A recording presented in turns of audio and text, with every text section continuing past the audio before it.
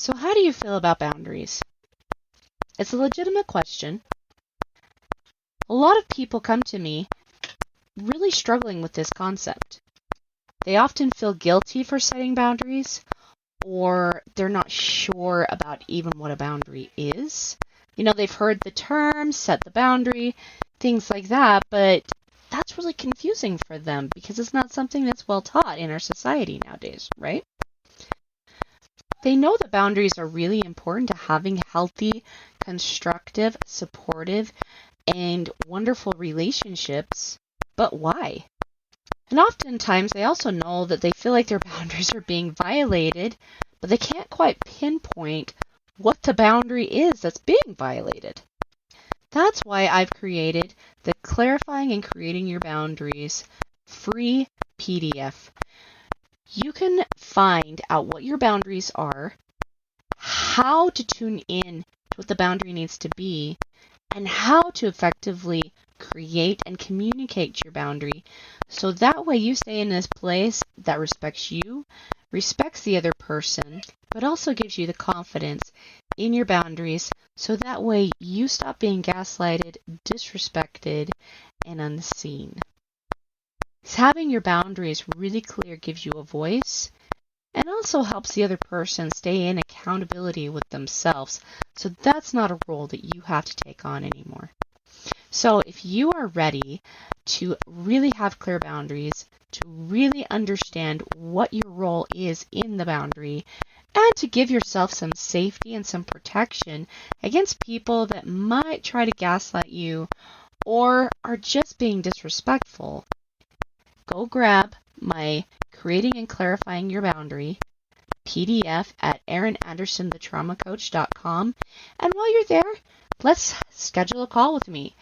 Come have a chat with me so that way I can really help you master this particular skill, creating boundaries, clarifying the boundary, communicating that boundary, and so that way I can also help you have relationships that show up to support you, cherish you, and love you. Hey everyone, welcome back to another episode of The Other Side of the Struggle. So last week we talked about, again, how to trust. Like, what do we trust? How do we know if it's something that's trustworthy? And I talked about like finding the constant and the inconstant, right? In the words, the actions, and the energy. Today I wanted to talk to you about what trauma actually is, how it's created, how it's formed, and how finding that constant can actually help you unravel the trauma stories that are happening inside of you and your nervous system. So let's first and foremost talk about this. Like, number one, trauma isn't actually what happened. It's the meaning that your nervous system assigned to what has happened to you. Okay. Now, for an example, I might say something along the line, like, those of you who have been listening to this podcast for the last several years, you guys know that I have dealt with pornography in my marriage, right? And honestly, some deep betrayals there. And he's not the only one, guys. Like, I've dealt with betrayal in all of my relationships, even my own relationship with myself, simply because every relationship has the ability to betray us some way, whether they meant to or whether they didn't, or whether they've got weaknesses, etc. There's some level of betrayal there. Okay. But one of the things that has made all the major difference is what I choose to be traumatized by, right? And that has even morphed and grown as I have grown myself. Because remember that we don't heal, we grow past a problem. That's literally what happens that is what healing is we self-grow to a point that is no longer something that we struggle with. That's what happens, okay? Um, and because of my own self-growth and my willingness to be very, very, very honest with my husband, and also my willingness to not allow him to ignore me, disrespect me, like I'm just not willing to allow those things into our marriage, and I call it out respectfully and lovingly, but sometimes very, very, very to the point. For an example, if, say, I feel like he hasn't been listening and I've told him something many times, I'll say that. I've already told you this like 5 or 6 times, and you're still not catching the concept. Why is that? If he tries to avoid the conversation, it looks like this is a really difficult conversation for you to have. It's not easy for me either, but I'm the one willing to have it. So I'd really like your participation. If you want, and I'll even ask him, like, what kind of relationship do you want with me? Do you want one where both you and I can trust each other, or do you want one where I don't trust you at all? Because if both relationships have consequences. If I can't trust you, what's the point in being in the relationship? If I can trust you, I'm much more willing to be here. I've had these conversations with my husband, and there's nothing disrespectful about what I say. They're just honest, they're to the point, and they break through the mind barrier. But if you are dealing with trauma yourself, which if you're listening to this podcast, most likely you are, right? We need to get down to what is traumatizing you, help you grow past that, so that way you can have these same types of conversations with the people that matter in your life. Because if we don't allow ourselves to have hard conversations because we're afraid, because trauma has taught us that hard conversations are not safe, or trauma has taught us something and we don't feel safe in the relationship in some way, or feel safe in our lives in some way, then we will not experience depth in the relationship. And depth is where safety is. Okay? So let me just say this, okay? You are not broken because of what has happened. Trauma lives in the conclusions you had to make up to survive, and those conclusions actually can change. Perspectives change, and because perspectives change, trauma is actually either released or anchored into our nervous system. Okay? So let's redefine it. Let's redefine the trauma so you can actually get in and have these difficult conversations, okay? Number 1, let's see what the meaning is that your nervous system made. Take a look at the circumstance that maybe has caused you to feel the way you do. For an example, okay, if maybe you've had a really hard childhood, or maybe your childhood was great, but somebody told you that children should be seen and not heard. Or whenever you came to an adult, you felt dismissed with if you came to them with like your hurts and your fears, etc., and they dismissed you. Sometimes that can cause you to feel like I'm not safe speaking up, right? Take a look at the event that actually happened behind what it is you're afraid of, okay? Because I guarantee if I were to talk to some of you listeners and tell you to speak that way to your spouses or speak that way to your business partner, speak that way to your bosses or whoever it is, you might be like, what? Are you kidding me? Are you like, no, no, no, no. That's just too hard. Because one of the biggest things I see in uh, men and women actually who want to heal their relationships but feel like they can't, there's actually a thread of people pleasing in there. And behind people pleasing is actually a trauma response. Behind that is some sort of an event that happened that taught you that you have to show up a certain way to get XYZ. Okay? So, for an example, say that you're somebody that maybe you're a coach or you own a business of some sort and maybe your sales are low. And you say something along the lines of, well, I want 5 new clients this month.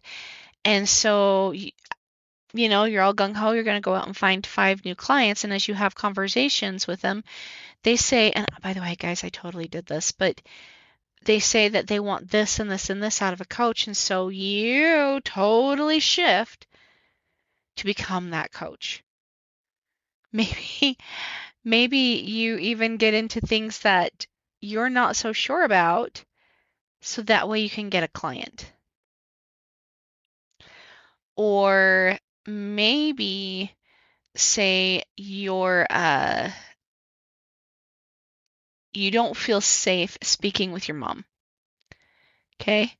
Because every single time you have a conversation with your mother, it always turns into how you're not good enough, all the things that you're bad at, and she doesn't say good things about you. She can only focus on your weaknesses, and you may or may not even be weak in those areas, right? Do you see how, well, actually, let me backtrack, sorry.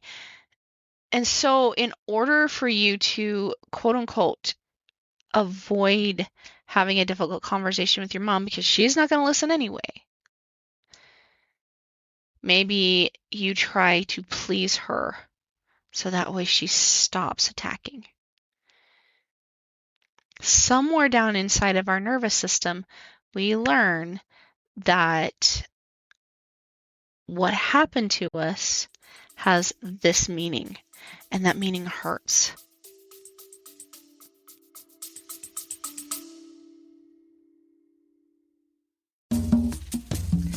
Are you a faithful listener to the other side of the struggle? Have you loved the other side of the struggle for as long as you've been listening to it? Have you been waiting and begging for more episodes to come out?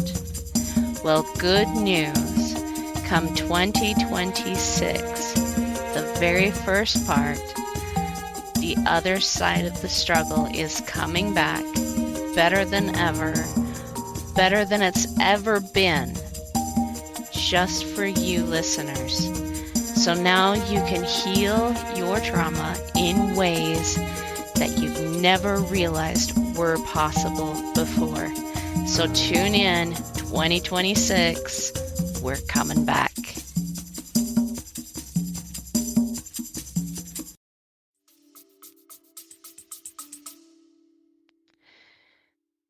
Let me also tell you another thing, okay? I feel like I should talk to you guys about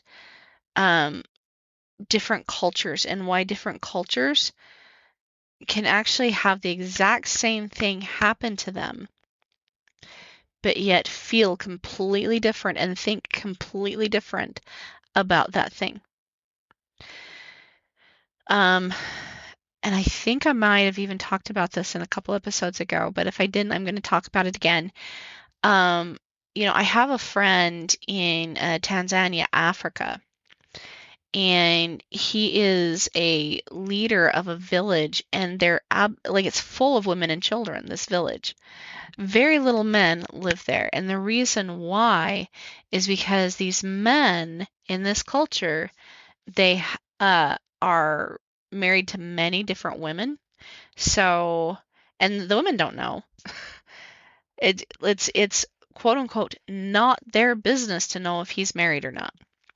So he might leave and abandon the family, her and these children, to go and be with his other family for months or even years on end.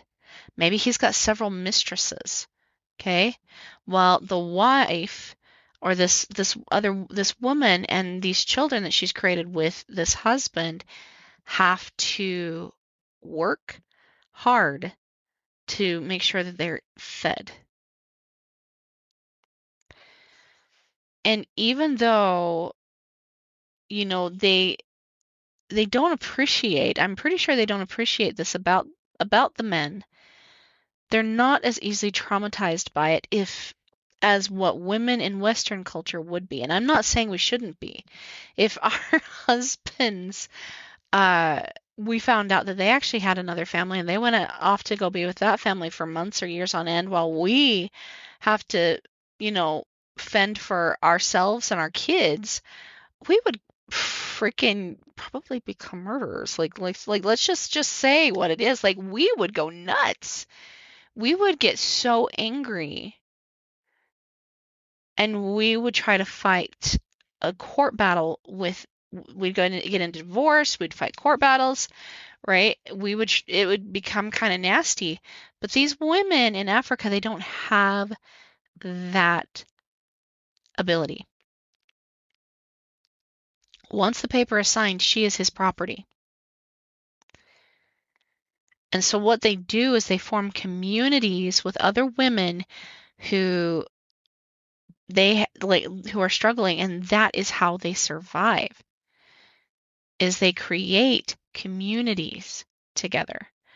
My friend, he just barely started a community chicken project where the women are taking care of chickens. They're harvesting the chicken meat and also harvesting the eggs and selling the eggs. And that has been a big boost to their village economy. The next thing they're going to be working on is vegetable towers to help them be able to have fresh fruits and vegetables in their homes so they can eat constantly while they also focus on supporting their families, right? But this has to be a village effort. Like everybody has a task, everybody has a place. And the thing is they're far less traumatized by what these husbands do than what we would be because they see it as a community effort and they have something to do. Where we women, because we do have the privileges we do, in Western society would take that as a court battle and we would, that's how we would do what we need to do. But yet we women are far more, and I've noticed this, Western women are far more traumatized by that behavior than what the African women are. I'm not saying one is better than the other. It's just really interesting to me that the exact same situation, the exact same scenario feels so different to two different people because of the meaning that we assign it. It's the meaning that gets anchored into the nervous system. So what is the meaning behind what we're feeling? We might make the meaning say that, let's go extreme here. Say that your husband did that kind of stuff. What meaning would you assign? We would say men aren't safe, right? I must not be worth it. I've heard that one. Who can I trust? I can't trust anyone. There's no safety. And these are all thoughts that the amygdala is going to put out there to keep you safe. But the problem is it's not actually helping you stay safe. It's helping you instead stay consistently on. There's no shut off switch until we actually change the thought process. So how do we do that, right? It might be true that your husband is a stinker and kind of like I would think that if my husband did something like that, I would honestly think that he's a lowlife, right? And that would feel very true to me. Luckily, my husband isn't like that, but like if he was, I would feel that way. But what I would do is I'd ask myself, am I capable? How am I capable? What am I capable of doing right now?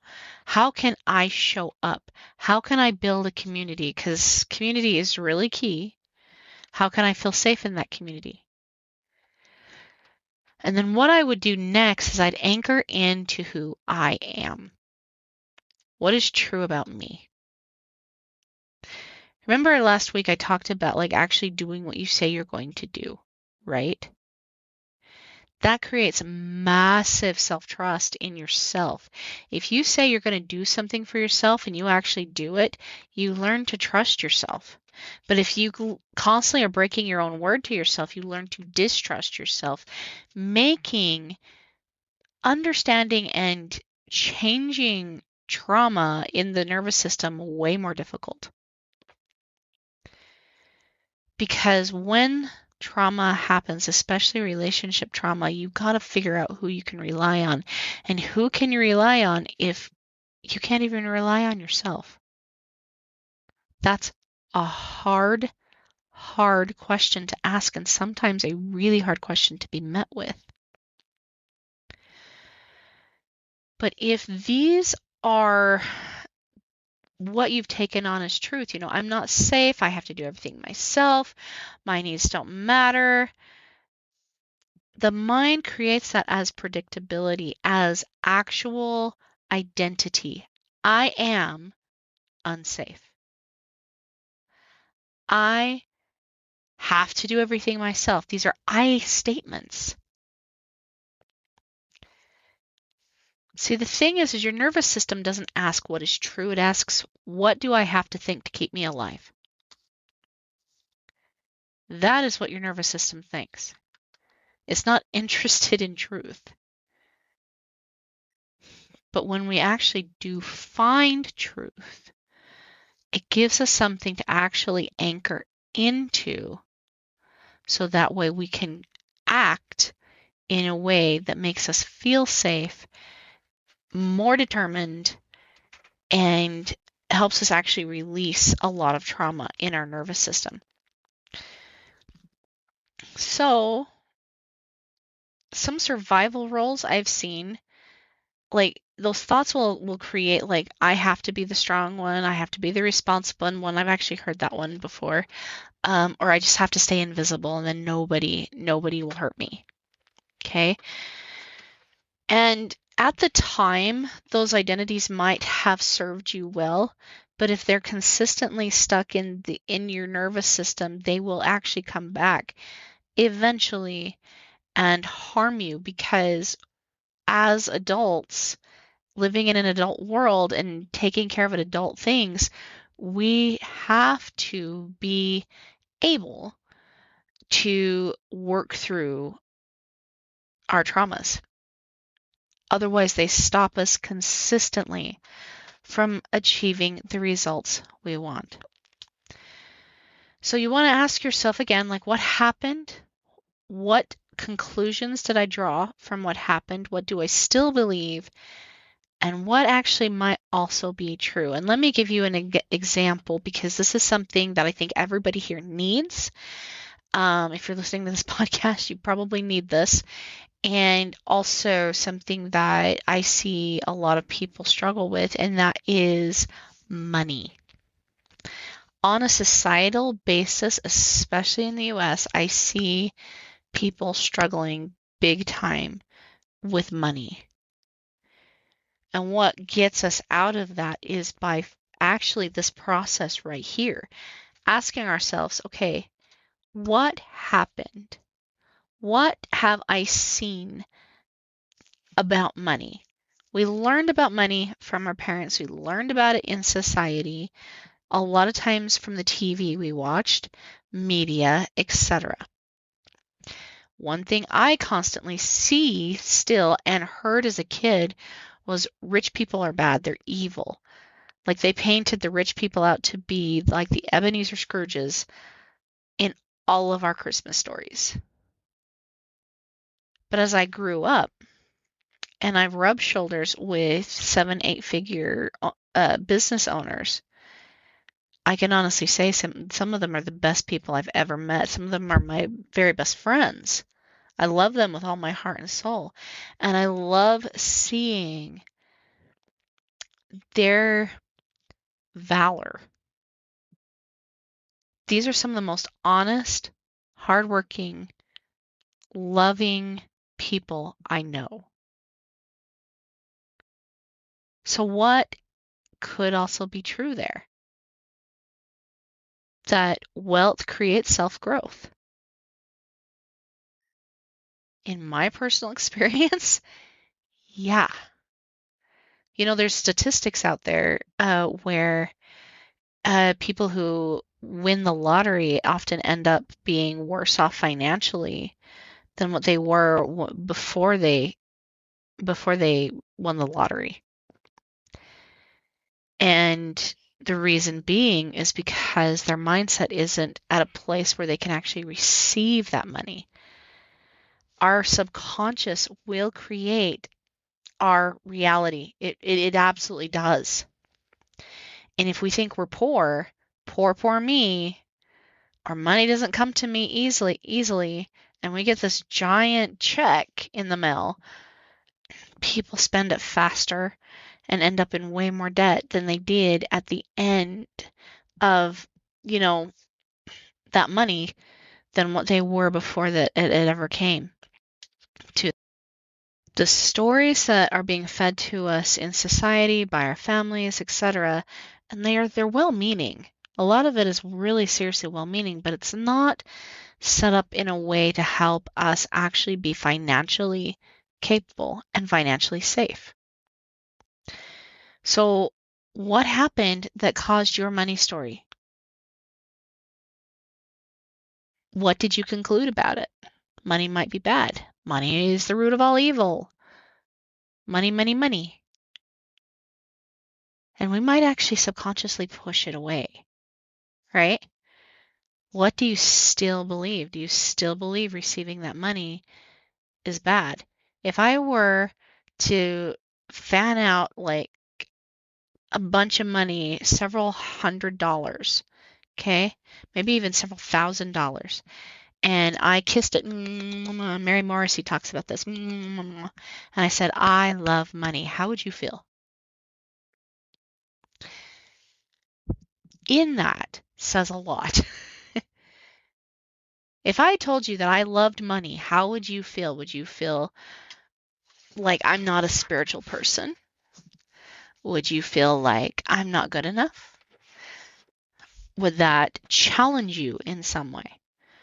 Or would you love money along with me? Would you be excited for me? How would you feel if I did something like that? And why? Where did you hear that? Where did you learn that? What also might be true? We take a look at money and we say something along the lines of, well, if I had it, this is what I'd do with it.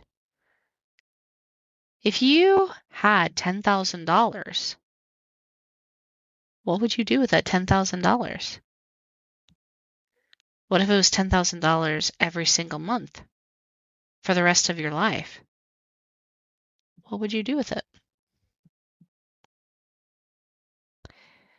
And why? See, when we look at why we would do something, it reveals truths to us about what we actually think and why we think the way we do. For example, I would love more money so I can take my kids and do more things with them, go see parts of the world with my kids. That was one of my absolute most precious wishes. I would love a car. I would love a bigger house. Trust me, I would really love a bigger house. My podcasting office is a bit of a Harry Potter closet, like I'm not gonna lie. I'd love a bigger office. I'd love more soundproof rooms so that way I could podcast even when my kids are home, etc. Right? Like I would love those things. But the first thing that comes to my mind when I talk about if I had more money, what would I do with it? Immediately, I would go do things with my kids. I would look into ways that I could support the people I love. How could I do charity work with some of that money? That's what it means to me, right? But I remember it used to mean that if I had money, I wouldn't be a good person.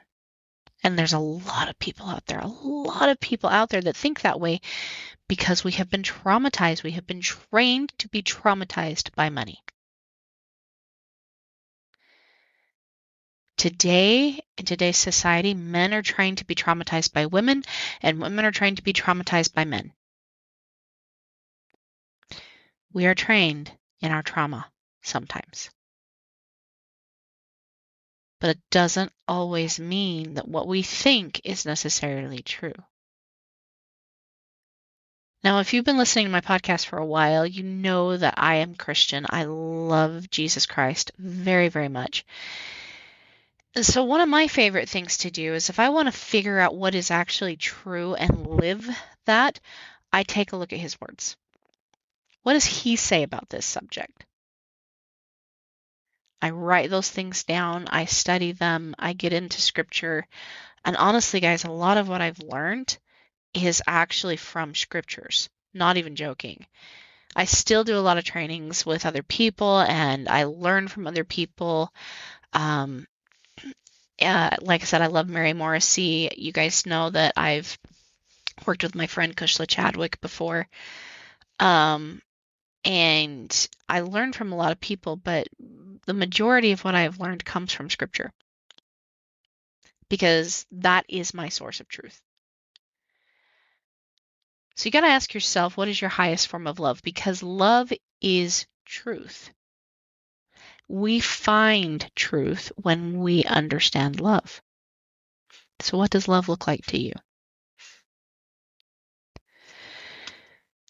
So healing doesn't deny what happened. It questions what was decided about what happened by you. And remember, healing requires us to grow past the problem, to outgrow it, so it no longer fits us. Something else, truth, does fit. So, all right, my loves, remember that we get to actually check our thoughts. We get to figure out like what is actually true and what is not true. And it's really important that we take a look at those things in our lives so that we can eventually arrive at a place where we can be into growth, where we can grow past the problems. Just because something is traumatic and everyone would agree with you what happened is traumatic, it doesn't mean that it's necessarily the truth. And the truth actually does help us, help feed our souls so that way we can grow past the problem. All right, my loves, I hope this was helpful for you. Don't forget we've got the other side of, this is the other side of the struggle, the art of expansion coming up soon, March 12th, 13th, and 14th. If you are a business owner and you would like to figure out how to make your voice heard, to clarify what it is you want, and to stand out in your craft, this is a great space for you. I'll be there talking about the unbreakable boundary and how building the unbreakable boundary can also help you lead to cash. And also don't forget to go check out my other podcast, Bold Hearts, Big Moves, if you guys are interested in building your own businesses and want to know more about boundaries. That is over there. All right, my loves, until next time, I'll see you on the other side. Bye.